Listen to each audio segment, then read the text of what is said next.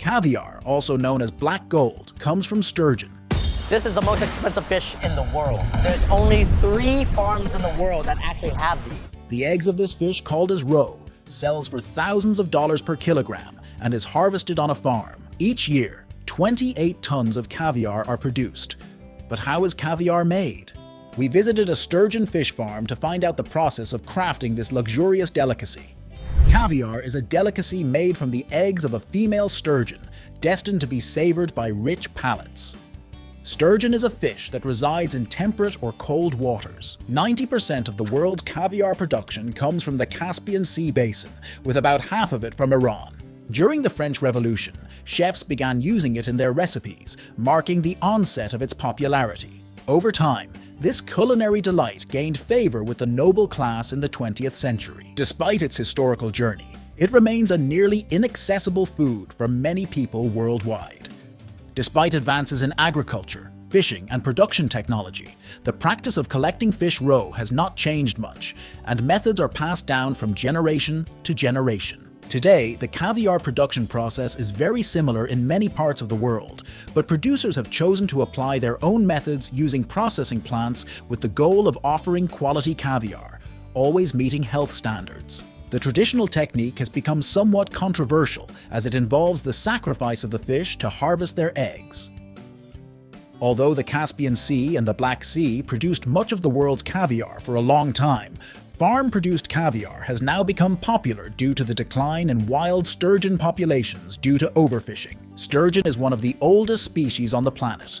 For years, Caspian Sea sturgeons were captured without any control, leading to the overexploitation of the species to near extinction. The scarcity of this fish makes caviar prices very high, and only a few can afford to consume it. Sturgeons reach maturity living in outdoor pools. Once the appropriate time has passed, they are transferred to the necessary facilities. These fish can grow up to 5 meters and live up to 175 years, but it is their roe that makes them the most valuable fish. They are monitored using ultrasounds to determine when their eggs are ready for collection. Depending on the size of the fish, a sturgeon can release several million eggs at once. Once they are ready, the fish are sacrificed to extract their roe. This process takes only a few minutes. Over 10,000 sturgeons are bred on this farm every year. Today, most consumed and commercialized caviar comes from natural water farms adapted for sturgeon cultivation. The gestation period of this fish is between 15 and 20 years. Sturgeon caviar comes in different varieties, with the most expensive produced costing $5,700 per kilogram. It is seen by many as a sign of wealth and a true delicacy. They undergo careful monitoring from birth until the roe extraction, replicating its natural life cycle without the presence of predators. This careful approach enables precise control over nutrition and water quality. In the farm, you can find 3,000 sturgeons of different ages and sizes, from 1 year to 20 years, with a maximum weight of up to 60 kilograms. The fry are fed high-protein pellets, and sturgeon breeding needs to be constantly fed to grow. A computerized system dispenses food every 4 minutes as the fish grows. After 7 years of growth, they measure at least 1 meter long and should be full of roe. The females are then transferred to tanks where a sleep-inducing gas is used to put them to sleep, facilitating their handling and transportation to the ultrasound machine. Ultrasounds are used to assess the optimal condition of the female sturgeon for the extraction of roe. At the right moment, each sturgeon typically yields between 10 and 12% of its weight in roe. While it takes a decade to obtain the finest caviar from a sturgeon, these fish prove valuable to farmers much earlier. By the age of 5, females are already brimming with eggs, although these cannot be processed into caviar tins.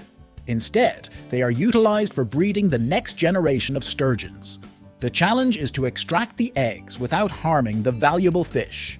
They are transferred to a warehouse, where a thorough ultrasound scan is conducted to assess the health of their eggs. Workers make a small incision in the belly to release their valuable eggs.